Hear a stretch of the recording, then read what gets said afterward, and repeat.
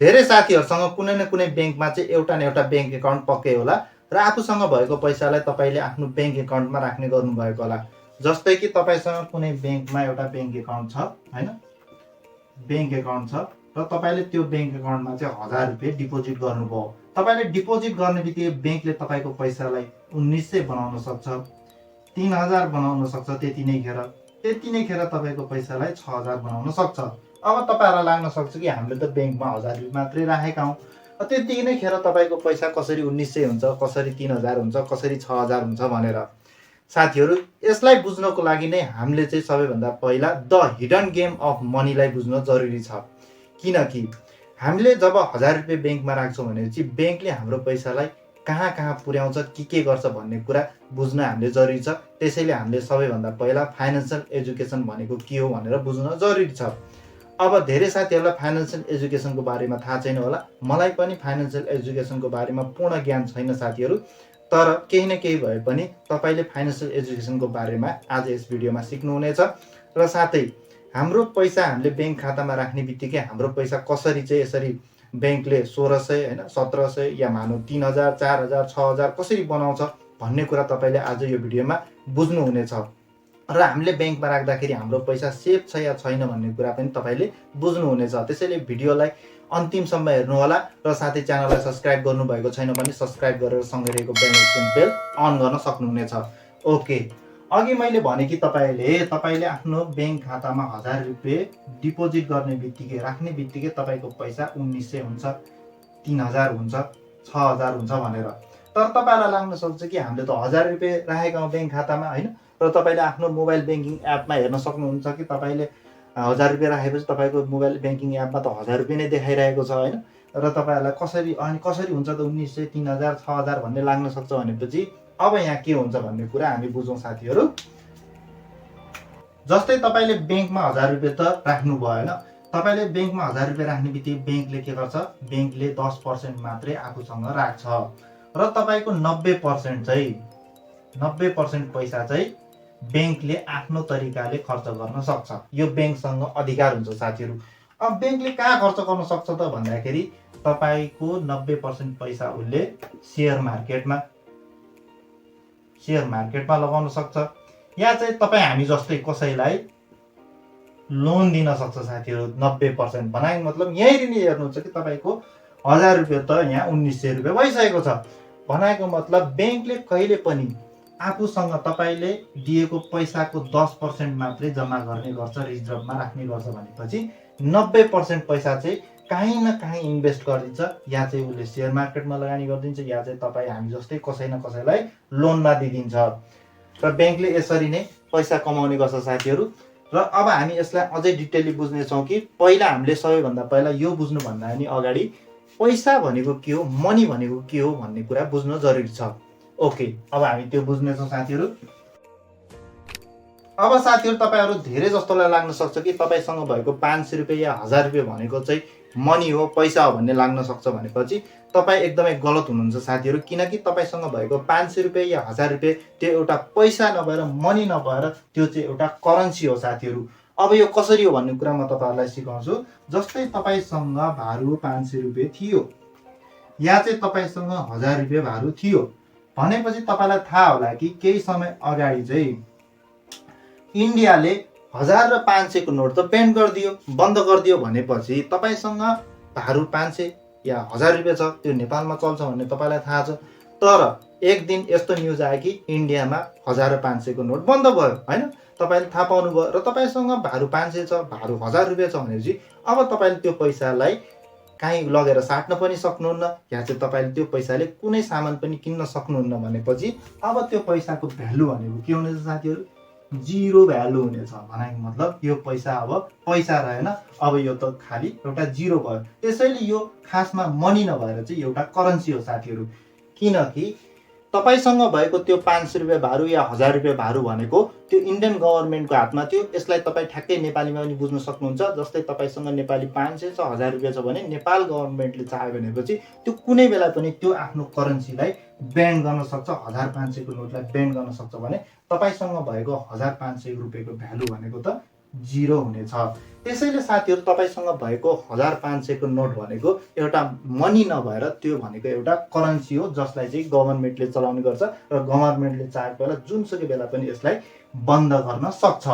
अब एक्चुअलीमा मनी भनेको के हो भन्ने लाग्न सक्छ साथीहरू तपाईँको मनमा। मनी भनेको के हो भने चाहिँ मनी भनेको साथीहरू एउटा गोल्ड भनेको एक्चुअलीमा मनी हो साथीहरू। अब तपाईँहरूलाई लाग्न सक्छ गोल्ड भनेको सुन भनेको कसरी मनी हो त भन्ने लाग्न सक्छ भनेपछि तपाईँले कहिले पनि सुन्नु भएको छैन होला कि कुनै पनि सरकारले या कुनै पनि देशले चाहिँ गोल्डलाई ब्यान गरेको छ या गोल्डलाई ब्यान गर्न सक्छ भनेर। किनकि यो गोल्ड भनेको सुन भनेको एउटा युनिभर्सल करेन्सी हो या मनी हो, पैसा हो भन्ने हामीलाई थाहा छ। किनकि सुनलाई न गभर्नमेन्टले छाप्न सक्छ हैन, न नेपाल सरकारले छाप्न सक्छ या कुनै देशले छाप्न सक्छ हैन। कुनै पनि देशसँग यो शक्ति छैन कि उसले सुन छाप्न सकोस्, तर उसले आफ्नो करेन्सी छाप्न सक्छ, पैसा छाप्न सक्छ पेपरको रूपमा या सिक्काको रूपमा। भनेपछि सुनलाई त कसै गभर्नमेन्टले छाप्न सक्दैन, यो त एउटा नेचुरल चिज हो जो नेचरबाट निस्किन्छ हैन। त्यसैले चाहिँ सुन भनेको एक्चुअलीमा मनी हो साथीहरू। र तपाईसँग सुन छ, मानौ यतिखेर जस्तै तपाईँले 1000 रुपियाँ या 500 रुपियाँ इन्डियन पैसा तपाईँसँग थियो र त्यो पैसा ब्यान्ड हुनुभन्दा अगाडि त्यतिखेर तपाईँले चाहिँ सुन किन्नु भएको थियो। जस्तै 500 रुपियाँको सुन किन्नु भयो भनेपछि त्यतिखेर चाहिँ सुनको भ्यालु चाहिँ जम्मा 100 रुपियाँ थियो भनेपछि तपाईँले 100 रुपियाँमा 500 रुपियाँको सुन किन्नु भयो भनेपछि अहिले त्यसको प्राइस कति बढेर लगभग 1000 रुपियाँ पुगिसकेको हुने थियो। भनेपछि तपाईँले त्यतिखेर यो 500 रुपियाँ भ्यालुले सुन किन्नु भएको भए हैन, सुन किन्नु भएको भए तपाईँको पैसा त्यतिखेर त्यसपछि ब्यान्ड हुँदाखेरि पनि तपाईँको पैसा त ब्यान्ड भएन, किनकि तपाईँले सुन किन्नु भइसकेको थियो। सुनलाई तपाईँ आज पनि बेचेर पैसा निकाल्न सक्नुहुन्छ, नेपाली रुपैयाँमा निकाल्न सक्नुहुन्छ। भनेको मतलब तपाईँले एक्चुअलीमा पैसा भनेको तपाईँसँग भएको नोट हैन, नोट 1500 को नोट नभएर एक्चुअलीमा पैसा भनेको त गोल्ड हो साथी र सुन हो। त्यसैले अब हामी यसलाई अझै डिटेलली बुझ्नेछौँ। अघिको टपिकमा जाउँ हामी। जस्तै तपाईँले 1000 रुपियाँ खातामा जम्मा गर्नुभयो भने कसरी चाहिँ तपाईँको पैसा ब्याङ्कले 1900, 3000, 6000 बनाउँछ भनेर। जस्तै साथीहरू तपाईँले ब्याङ्कमा चाहिँ हैन, ब्याङ्कमा अघि 1000 रुपियाँ जम्मा गर्नुभएको थियो भनेपछि तपाईँले के सोचेर जम्मा गर्नुभएको छ भनेपछि 1000 रुपियाँ मेरो ब्याङ्कमा सेभ छ भनेर सोच्नु भएको छ भने एक्चुअलीमा त्यो 1000 रुपियाँ साथीहरू सेभ छैन। र साथै तपाईँले अर्को के सोचिराख्नु भएको छ भने मैले 1000 रुपियाँ जम्मा गरेको छु भने त्यहाँ केही न केही इन्ट्रेस्ट पाइरहेको छु भन्ने सोच्नु भएको छ भने त्यो पनि तपाईँ सरासर गलत हुनुहुन्छ साथीहरू। किनकि तपाईँले त्यहाँ केही न केही इन्ट्रेस्ट पनि पाइराख्नु भएको छैन। किनकि जस्तै तपाईँले आजको दिनमा हेर्न सक्नुहुन्छ महँगाई कहाँ पुगिसकेको छ र तपाईँले 1000 रुपियाँ ब्याङ्कमा जम्मा गर्नु भने तपाईँले कति पर्सेन्ट रिटर्न पाउनुहुन्छ त? इन्ट्रेस्ट पाउनुहुन्छ 2%, 3%, 5%, 6%। यतिभन्दा बढी त तपाईँले आफ्नो सेभिङ अकाउन्टमा कहिले रिटर्न पाउन सक्नुहुन्न। तर तपाईँले चाहिँ ल मानौ एफडीमै सेभ गर्नु भएन, एफडीमै लगाइदिनु भयो भने पनि तपाईँले एफडीमा कति पर्सेन्ट पाउनुहुन्छ? ल 8%, 9%, ल अहिले बढीमै बढी भए पनि ल 10% पाउनुहुन्छ होला। तर तपाईँले एफडीमा सेभ गर्नुभयो भने ल मानौ कि तपाईँले चाहिँ आफ्नो महँगाईसँग इन्फ्लेसनसँग त अलिअलि मेल खान त सक्नुभयो भन्नु सोच्नु सक्नुहुन्छ। तर तपाईँले मेल खाए पनि त तपाईँले त्यो पैसाबाट त केही पैसा रिटर्न त पाउनु भएन। भनेपछि त्यो पनि तपाईँको सरासर रङ हुन्छ कि तपाईँले ब्याङ्कमा पैसा राखेर केही कमाइरहेको छु, इन्ट्रेस्ट कमाइरहेको छु भनेर। ठिक छ, यो कुरा त ठिक छ साथीहरू कि ब्याङ्कबाट हामीले केही रिटर्न पाउँदैनौँ भनेर। तर यो कुराले गर्दाखेरि तपाईँले ब्याङ्कमा पैसा राख्न चाहिँ छोड्नुहुन्न साथीहरू। तपाईँले ब्याङ्कमा पैसा त राख्नुपर्छ। तर हामीले ब्याङ्कमा पैसा राख्यौँ भनेपछि ब्याङ्कले हाम्रो पैसालाई के गर्छ, कहाँ कहाँ पुऱ्याउँछ भन्ने कुरा त हामीले थाहा पाइराख्नु पर्यो नि साथीहरू। अब हामी त्यो कुरा बुझ्नेछौँ कि हामीले पैसा ब्याङ्कमा राख्यौँ भनेपछि हाम्रो पैसालाई एक्चुअलीमा ब्याङ्कले के गर्छ र के कारणले गर्दाखेरि चाहिँ यस्तै महँगाई बढिरहेको र हामीले चाहिँ सहीमा पैसा कहाँ लगाउनु पर्छ भन्ने कुरा हामीले सिक्न जरुरी छ। जस्तै तपाईँले ब्याङ्कमा चाहिँ 1000 रुपियाँ राख्नुभयो, डिपोजिट गर्नुभयो भनेपछि तपाईँले 1000 रुपियाँ डिपोजिट गर्नुभयो भनेपछि ब्याङ्कले के गर्छ भनेपछि तपाईँको 10% मात्रै आफूसँग राख्छ र त्यसपछि 90% चाहिँ उसले काहीँ न काहीँ लगाइदिन्छ। जस्तै सेयर मार्केट या चाहिँ कसैलाई लोन दिन्छ भनेर भनेको छु हैन। जस्तै तपाईँ ए हुनुहुन्छ मान्नुहोस्, ए तपाईँले चाहिँ ब्याङ्कमा 1000 रुपियाँ राख्नुभयो, ब्याङ्कले आफूसँग 10% राख्यो हैन। त्यसपछि बी नामको व्यक्तिलाई उसले हाम्रै पैसाबाट 90% पैसा चाहिँ 900 रुपियाँ चाहिँ 900 रुपियाँ चाहिँ लोन दिदियो। हाम्रै पैसाबाट 90% पैसा चाहिँ लोन दिदियो हैन, 900 रुपियाँ चाहिँ लोन दिदियो। भनेपछि त तपाईले 1000 रुपियाँ ब्याङ्कमा डिपोजिट गर्ने बित्तिकै त तपाईको पैसा त यहाँबाट 81,900 रुपियाँ त तपाईको चट भइसकेको हुने रहेछ। भनेपछि तपाईले खातामा त देख्नुहुन्छ, मोबाइल ब्याङ्किङमा देख्नुहुन्छ कि तपाईको 1000 रुपियाँ छ, एक्चुअलीमा त त्यो रहेनछ भन्ने कुरा तपाईले यहाँबाट बुझ्नुभयो कि तपाईको 90% पैसा त कसैलाई दिइसक्यो ब्याङ्कले। तपाईले डिपोजिट गर्ने बित्तिकै दिइसक्यो भनेपछि ब्याङ्कले आफूसँग जम्मा 10% मात्रै बाँकी राखेको छ।